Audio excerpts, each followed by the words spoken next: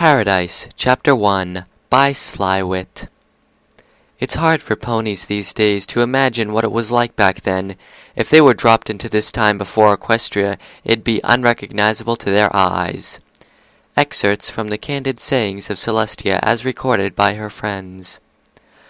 Whipscar chewed with his head low and his eyes peeled in the soft moonlight. Tension filled his every muscle as he wandered amidst the herd aimlessly. Deep in the wilds of the wide, wide forest known as Everfree, the simple herd of ponies grazed the grasses in the fields that sometimes broke the expanse of trees. They, too, were tense, though they didn't show it. Foaling was a dangerous time for all. During the first few hours of life, a foal cannot walk. Predators sought those times. They preferred to not attack the strong or swift. It did a carnivore no good to pit themselves against the best when all they wanted was a meal. They liked their prey helpless, be it sick, old, or simply unaware. There was nothing so helpless as a new foal. For that reason, the herd grazed around Lightning Kick, hiding her from stalking eyes, and Whipscar wandered to and fro with nervous energy, slowly weaving his way to the center. He kept his head below the grass line and spoke while pretending to eat. "How is it, my little foal?" Lightning Kick curled on the grass and rested, keeping a small figure protectively close. A soft breath rose and fell on Lightning's chest, but she spoke between the quiet pants. "She's healthy, just—" Whipscar's heart leaped several places it didn't belong. "Just what? Is something wrong?" "Just look at her." Whip couldn't keep up his charade of nibbling and walked around Lightning to see his daughter. No thought in his mind could have prepared him for what he saw. "Pink hair?" "Pink as a flower," she whispered. Lightning's observation was uncannily accurate. Before Whip's eyes, a foal curled peacefully with her mother, wearing a pink mane as a pale rose. If that was not all, her coat shone flawlessly in moonlight, white as a cloud or a drift of snow, but otherwise a perfectly healthy earth pony. "But how—" Whip started at her in confusion, and some of the rest of the herd couldn't help but crowd closer in curiosity.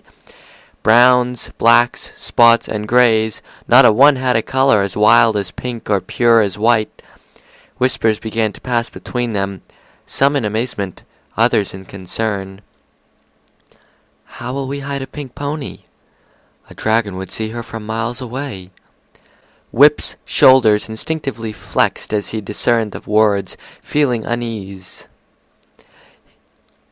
His hide bristled, showing the scars from the lash of human masters he escaped. "We'll ask the shaman."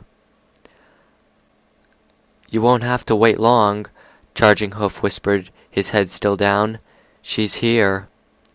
Lightning Kick jolted, but stayed down close to her foal. Whip stood erect in shock, then looked over the backs of other ponies to see her coming.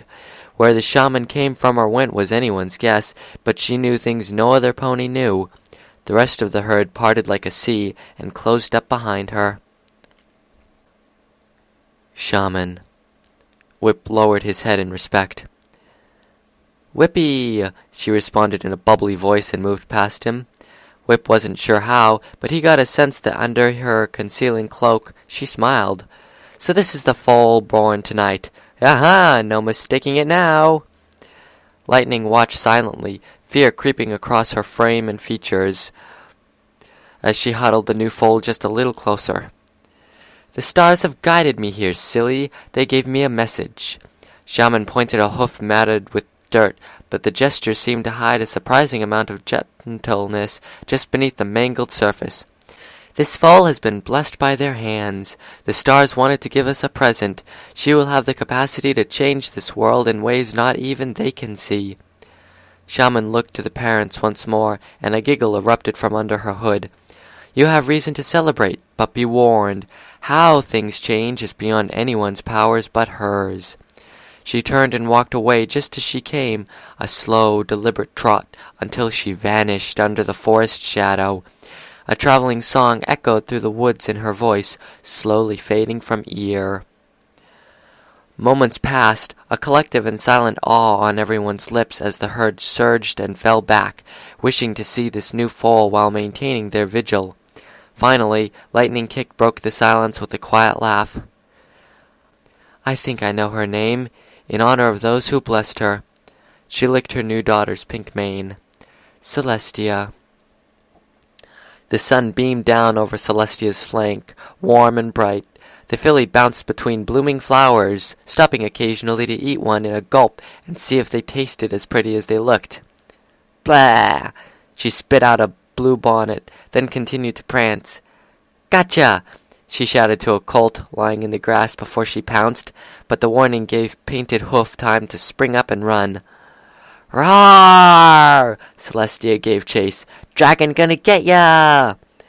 Painted Hoof stuck out his tongue and laughed as he kicked up dirt in his sprint. "Celestia!" Whipscar's deep voice carried over the field. "Celestia, come over here!" "Oh no!" Celestia shrank away from the chase and trotted back to Whipscar with her head lowered. "Yes, father?" But Whip smiled and pulled a stray grass from her mane. "I've got something to show you." Together they walked through the herd, and Celestia had to press close to her father to squeeze between some of the grazing flock. After passing through, she caught sight of Lightning laying on the ground. "Mommy!" She trotted the last few steps over to the gray mare and touched her neck against Lightning's in a pony-style embrace. "Celestia, you may look now." Lightning gestured to a form between her legs, a baby pony with a coat of dark midnight blue. Celestia's eyes widened to the size of saucers as she gasped. "Ooh!" "You have a sister," Whip said, bemused and proud. "Just as you are named after the stars," Lightning added after him. "She is named after the sister of the stars. Meet Luna." Celestia leaned forward and sniffed the dark foal. Luna looked up at her with large, inquisitive blue eyes. The pink-maned filly sprung into the air, bouncing around in front of them and speaking in a sing-song.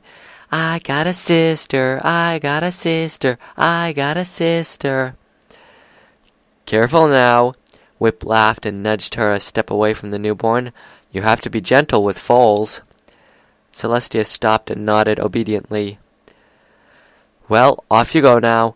Luna will be able to play when she is older." Celestia darted away, weaving between the grazing ponies. "Wait until my friend's here!"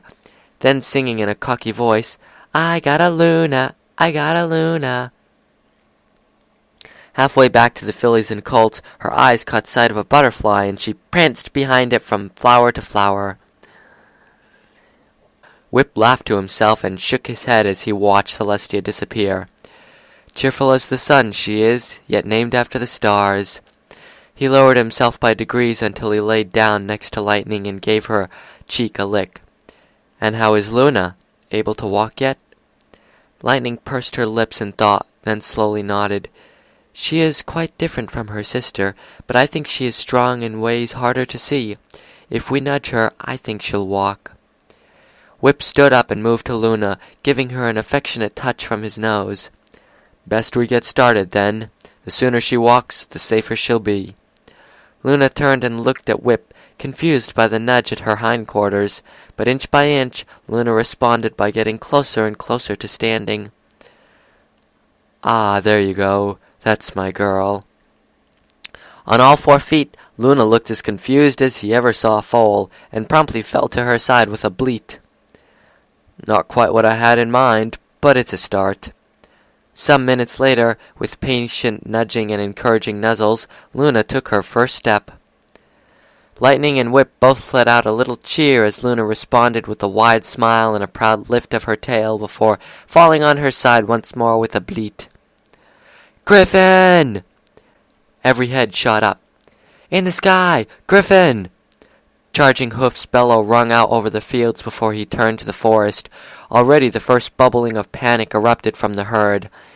Brays and neighs of surprise and alarm quickly grew into a cacophony, and one by one ponies began to head for the cover of the forest, bumping and stumbling into each other in chaotic fright that spilled to others like wildfire. Whip turned, but Lightning was already on her feet, standing protectively over Luna. With broad shoulders, he shoved a frightened stallion away and reached under Lightning to grip Luna by the mane with his teeth. Whip was as gentle as he could manage, but Luna brayed at the discomfort before she was set on Lightning's back. Keeping the foal steady, Whip and Lightning moved as one with the herd. Ponies bumped into each other, stumbled, got in the way, or otherwise jostled Whip and Lightning. Normally, such group movements were nothing to an adult pony, but he was trying to steady a foal, and each bump on his side or Lightning's threatened to dislodge Luna and send her tumbling under the rampage of hooves. Whip's nostrils flared in anger as a mare took a sharp turn to dodge a hill and rammed her shoulder against his chest. The impact shook Luna violently, and she cried in pain and fear. But Lightning slowed a step for her mate, and Whip used his large size to shove the mare out of the way. Finally, they slipped under the canopy and safety of the trees, Luna still crying out her heart. In a sigh of relief, he set her to the ground and wiped away the tears with a gentle touch of his nose. But Lightning's eyes were back to the field and asked a question that sent a chill through his spine. "Where is Celestia?" Her mom and dad had trained her to listen to the warnings of predators. "When you hear the shout of 'Griffin,' they said, 'run to the forest.' They'd repeat the last part. 'Remember, Griffins, run to the forest.' Whip and Lightning drilled it with her.